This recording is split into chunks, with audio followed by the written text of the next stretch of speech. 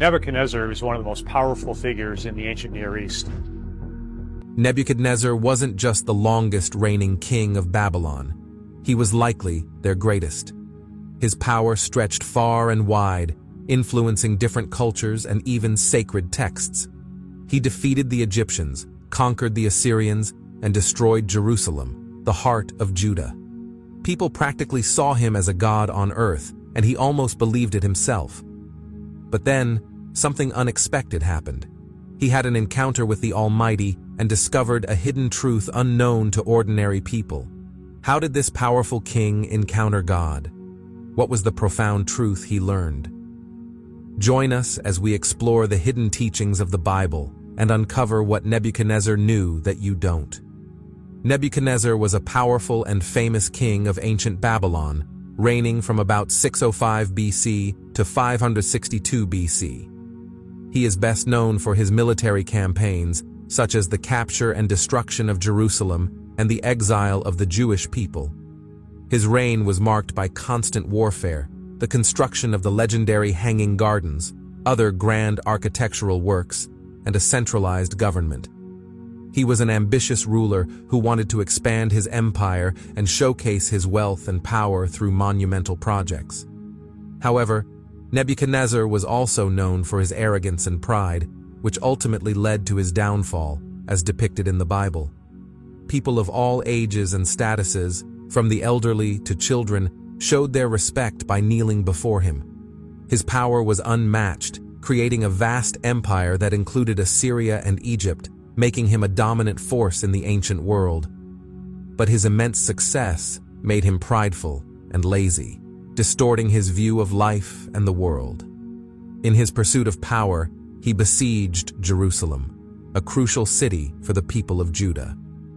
During Nebuchadnezzar's reign as king of Babylon, Jehoiakim, the king of Judah, served him for 3 years before rebelling. Instead of destroying Jerusalem completely, Nebuchadnezzar chose a strategic approach. After his first siege, he controlled the Judean kings, manipulating them like puppets to maintain his power over the city. This setup created an atmosphere of growing discontent and dissent, yet the fear of Babylon's military strength kept the people from acting hastily or angering Nebuchadnezzar. According to 2 Kings 24, 1-17, Nebuchadnezzar installed Zedekiah, a young man, as a puppet king of Judah to maintain control and prevent revolts. 2 Chronicles 36, 11-20 highlights Zedekiah's wickedness, as he ignored warnings from Jeremiah and other messengers of God, mocking their messages. Zedekiah's disobedience to God's word, breaking of oaths, and failure to stop idolatry in the temple are detailed in 2 Chronicles 36, 12-14. Despite false prophets predicting victory, Jeremiah warned Zedekiah of the consequences of rebelling against Babylon. Zedekiah ignored these warnings and rebelled, leading to a devastating siege of Jerusalem, as described in 2 Kings, 2 Chronicles, and Jeremiah. This siege aimed to starve the city into surrender. As the famine worsened, signaling Babylon's victory, Zedekiah was captured and met a brutal end. The Babylonians, known for their cruelty, forced him to watch his sons be killed before his eyes, a torture that left him haunted. They then blinded him, ensuring he would live in perpetual darkness. Once inside the city, the Babylonians turned their wrath on Solomon's temple, the holiest site. This stunning building, meant to house the divine presence, was utterly destroyed. On the 7th day of the 5th month, in the 19th year of Nebuchadnezzar's reign, Nebuzaradan, commander of the royal guard, arrived in Jerusalem.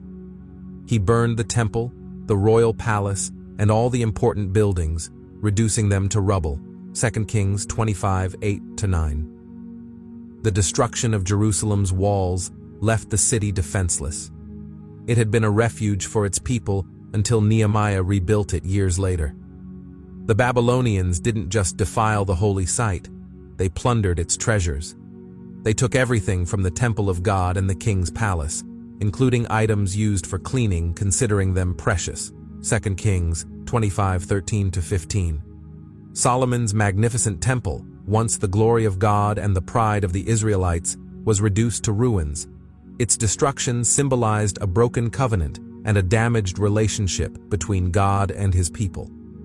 In Jeremiah 52:17-23, we learn what the Babylonians took from the temple after they conquered Jerusalem. They didn't just take a few things, they took a lot. First, they dismantled the huge bronze columns that stood tall in the temple.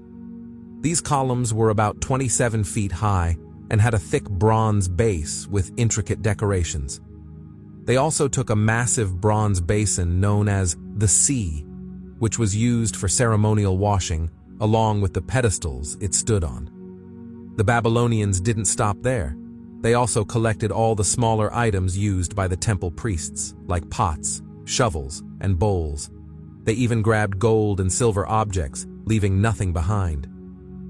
Each column was quite impressive, standing 27 feet tall and adorned with a decorative border that was 18 feet around. The top of each column was made of bronze and featured unique carvings. The capitals, or tops, of these columns were about 7.5 feet tall and beautifully decorated with bronze latticework and pomegranates. The second column had 96 pomegranates on its sides and 100 on its decorative lattice, mirroring the design of the first column. After the fall of Jerusalem, many people were taken as slaves to Babylon, and the remaining treasures from the temple were stolen. This event marked the third and most devastating captivity for the Jews, leaving their city in ruins and their spirits broken. You can feel their sorrow in Psalm 137. By the rivers of Babylon, we sat down and wept as we remembered Zion. With the destruction of the temple and their exile, the Jewish people had to rethink their faith. They learned that their connection with God wasn't tied to any specific place or building. Realizing that God was present everywhere, even in distant Babylon, helped them adapt and maintain their faith. God chose King Nebuchadnezzar to bring judgment on the people of Judah, who had turned to idolatry and disobedience. According to Jeremiah 25:9, Nebuchadnezzar then took young Jewish men like Daniel, Hananiah, Mishael, and Azariah, and educated them in wisdom and knowledge to serve him. This might have led Nebuchadnezzar to think he deserved to be worshipped himself, and so he did something quite unexpected. The three Hebrews. Not long after the fall of Jerusalem, King Nebuchadnezzar ordered the construction of a gigantic golden statue of himself, standing 90 feet tall, on the plain of Dura in Babylon. He gathered all his officials for the dedication ceremony and commanded that everyone must bow down and worship the statue when they heard the music. Anyone who refused would be thrown into a blazing furnace. When the ceremony began, everyone bowed down except for three young men, Shadrach, Meshach, and Abednego. Their defiance angered some Chaldean officials who were envious and spiteful. These officials saw an opportunity to get back at the Hebrews and reported their refusal to Nebuchadnezzar. Enraged, Nebuchadnezzar summoned Shadrach, Meshach, and Abednego. In Daniel 3:13-14, he furiously asked if they would refuse to worship his gods and the golden statue. The three young men stood firm and replied that they didn't need to defend themselves. They believed their God could save them from the furnace, but even if he didn't, they would never bow down to Nebuchadnezzar's gods or statue. In essence, they said, "We fear our God more than your furnace. Even if we die, we will still serve the living God." To them, serving God was more important than their own lives. Nebuchadnezzar, burning with rage, ordered the furnace to be heated 7 times hotter than usual. When Shadrach, Meshach, and Abednego were thrown into the fire, the soldiers who threw them in were killed by the intense heat. But inside the furnace, Nebuchadnezzar saw something incredible. Instead of 3 men, he saw 4 walking freely in the flames, completely unharmed. The 4th figure looked like an angel, suggesting a divine presence. Nebuchadnezzar realized this 4th person was the Son of God, implying Jesus was with them in the furnace. Shadrach, Meshach, and Abednego might not have known Jesus was there with them, but the proof was undeniable. Even Nebuchadnezzar, with his hardened heart, was amazed. He saw that despite his own power, there was someone far greater than him. In Daniel 3:26-27, we see Nebuchadnezzar coming near the fiery furnace and calling for Shadrach, Meshach, and Abednego to come out. When they emerged, not a hair on their heads was burned, their clothes were intact, and they didn't even smell like smoke.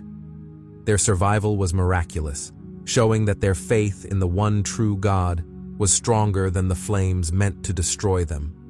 This miracle demonstrated their unshakable faith and trust in God's power. For Nebuchadnezzar and others without faith, it revealed the greatness of God. It shows us that God can either take us out of our trials or give us strength to endure them. As Christians, we understand that while God can save us from difficulties, He might also allow us to face them to build our character and strengthen our faith. Knowing that God is always with us, holding us up through every trial, and ultimately saving us, gives us hope and comfort during hard times. In Daniel 3:28-30, Nebuchadnezzar praised the God of Shadrach, Meshach, and Abednego, recognizing their unwavering loyalty to him. He acknowledged God's power and issued a decree that anyone who spoke against their God would face severe punishment. After this, Shadrach, Meshach, and Abednego were rewarded and given high positions in Babylon. The Old Testament points to Jesus without directly naming him like in the New Testament. Yet, his presence is highlighted throughout. The timeless truth remains. No matter how powerful someone is, leaders must recognize and submit to God's authority. They might resist, but in the end, God always prevails. Accepting God's authority makes you his ally. Proverbs 16:2-3 reminds us to commit our actions to the Lord and trust in his ways. Even on stressful days, surrendering to God is beneficial. Jewish wisdom teaches that while we might think our ways are right, God judges our true intentions. Nebuchadnezzar witnessed God's miracles and acknowledged them, but failed to change his ways. So, the Lord decided to pay him a visit. Nebuchadnezzar's dream. In Daniel 2:1, around 604 BC, during the second year of Nebuchadnezzar's reign, he had troubling dreams.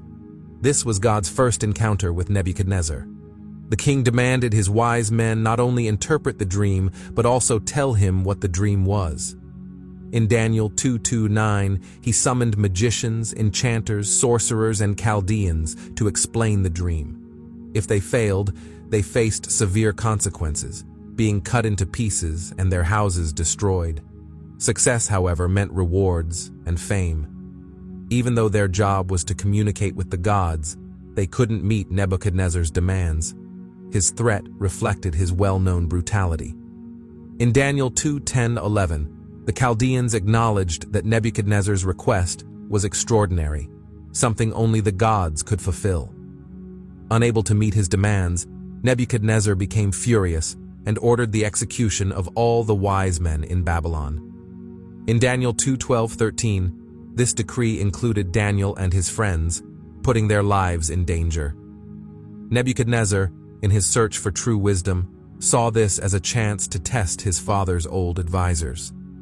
When Arioch, the captain of the king's bodyguard, came to Daniel, Daniel wisely asked about the severity of the king's decree.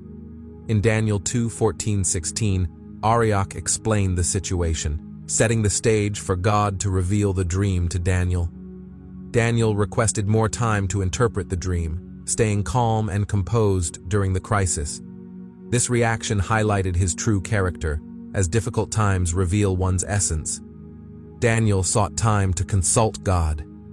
In Daniel 2:17-18, he returned home and discussed the situation with his friends, Hananiah, Mishael, and Azariah.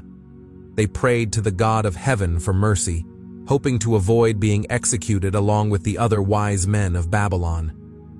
In Daniel 2:19, God revealed the secret to Daniel in a night vision, leading Daniel to praise the God of heaven. Whether it was a dream or a spiritual vision, Daniel admired God's wisdom and power.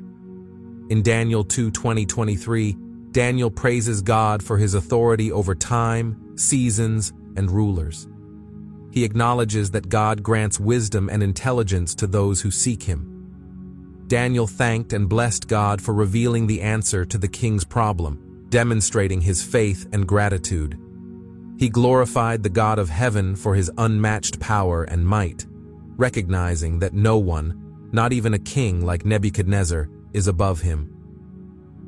In Daniel 2:24-30, Daniel approached Arioch, the captain assigned to execute the wise men, and requested permission to interpret the dream before anyone was killed. Arioch quickly brought Daniel before Nebuchadnezzar, introducing him as someone who could explain the dream. Nebuchadnezzar asked if Daniel could indeed reveal both the dream and its interpretation. Daniel replied that human wisdom couldn't provide the answers, but there is a God in heaven who reveals mysteries. He then described the dream, addressing the king's fears about the future, especially concerning the last days. In Daniel 2:31-35, Daniel described Nebuchadnezzar's dream of a massive statue made of different materials. The head was gold, the chest and arms were silver, the belly and thighs were bronze, the legs were iron, and the feet were a mixture of iron and clay. In the dream, a stone, not made by human hands, struck the statue's feet, shattering the entire statue. The stone then grew into a great mountain that covered the whole earth. Continuing in Daniel 2:36-45, Daniel explained the meaning of the dream. Each part of the statue represented different kingdoms that would rise and fall. The golden head symbolized Nebuchadnezzar's kingdom, the most glorious. The silver chest and arms represented the Medo-Persian Empire. The bronze belly and thighs stood for the Greek Empire under Alexander the Great, and the iron legs symbolized the Roman Empire. The feet and toes, a mix of iron and clay, represented a future divided kingdom, strong in some parts and weak in others. Daniel revealed that during the time of these divided kingdoms, God would establish his own eternal kingdom, represented by the stone.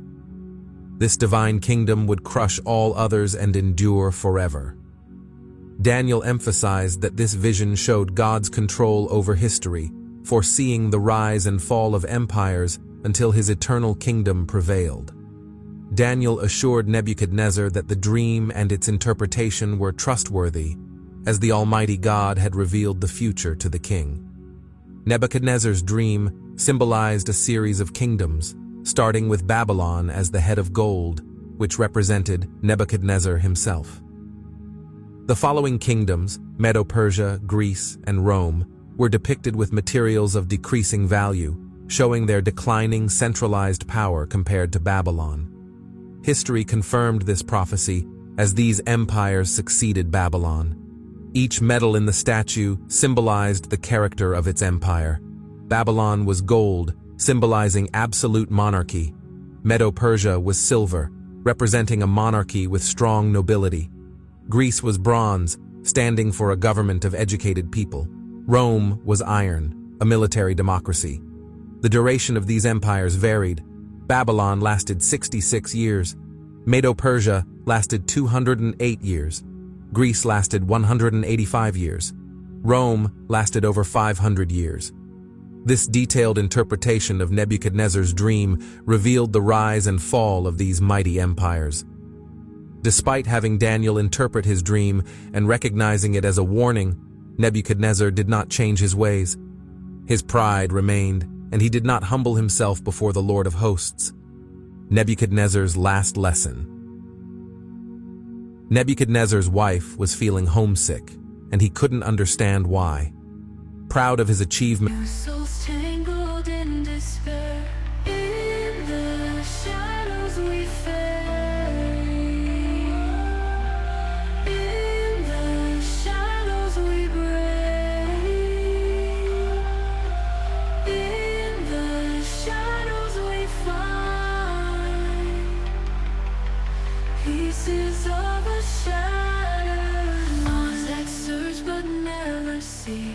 You and I eternally dancing in this revelry.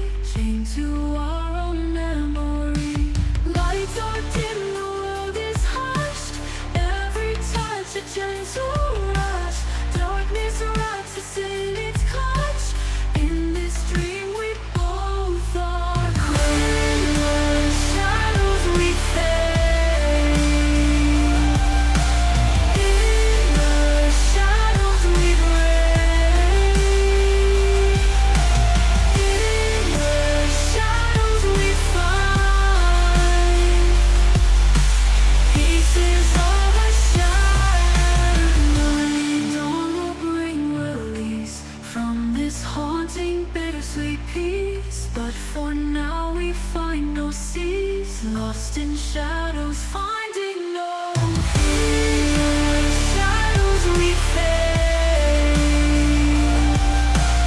In the shadows we pray. In the shadows we find pieces of a shattered mind.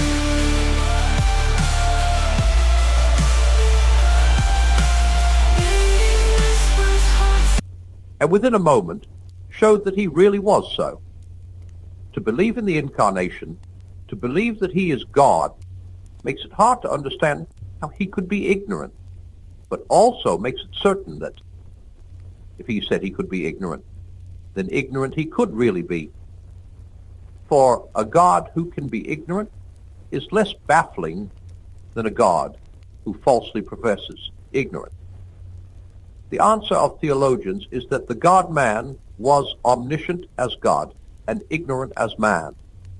This, no doubt, is true, though it cannot be imagined. Nor, indeed, can the unconsciousness of Christ in sleep be imagined, nor the twilight of reason in his infancy. Still less his merely organic life in his mother's womb. But the physical sciences, no less than theology, propose for our belief much that cannot be imagined.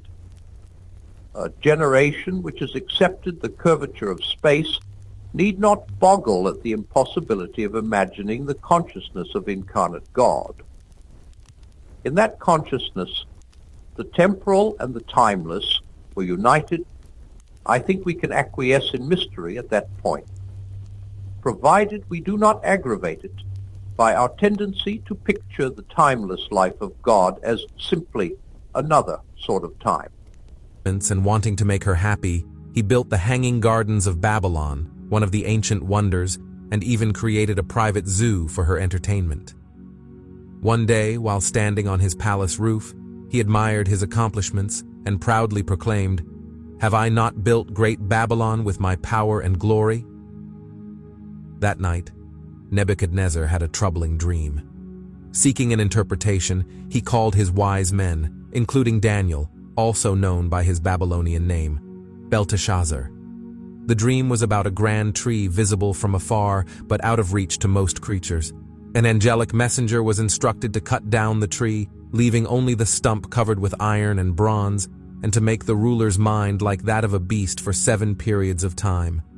The wise men could not interpret the dream, not because they lacked insight, but because they lacked the courage to tell the king the truth. After all other options were exhausted, Nebuchadnezzar finally called for Daniel, known for his connection with God. This delay highlights how people often turn to God only when they've tried everything else. Despite witnessing God's previous miracles, Nebuchadnezzar had not fully embraced faith. Daniel interpreted the dream, which symbolized Nebuchadnezzar's impending downfall due to his pride.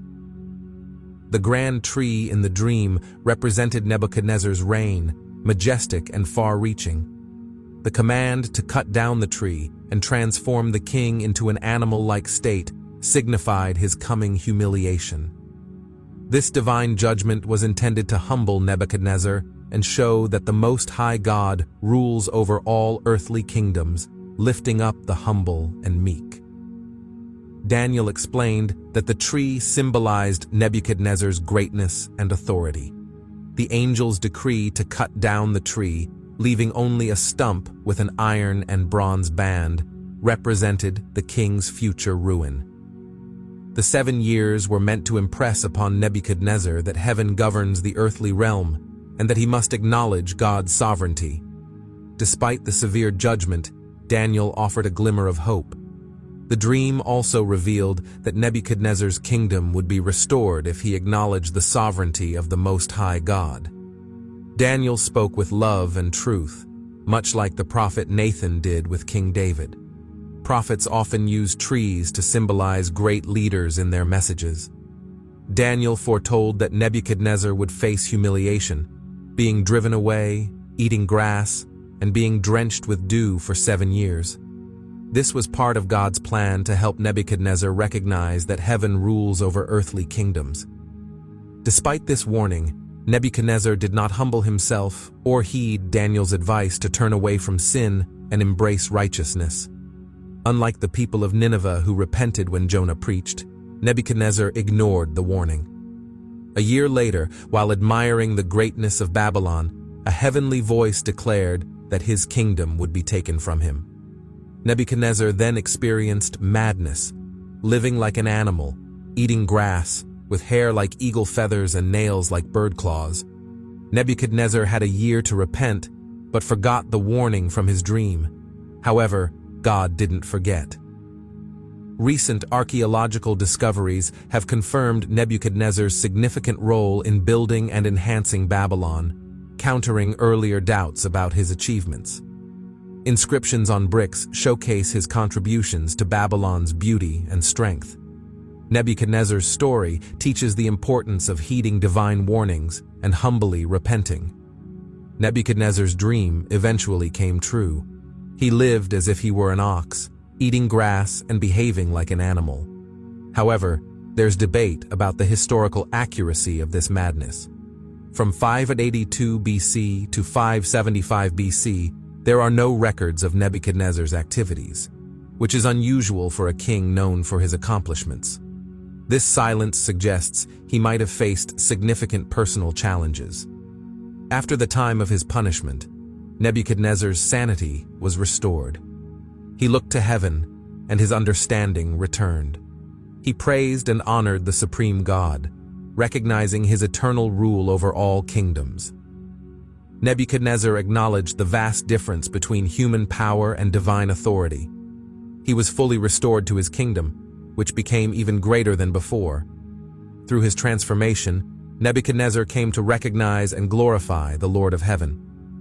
Nebuchadnezzar came to understand the deep truths about God, his faithfulness, righteousness, and power to humble the proud.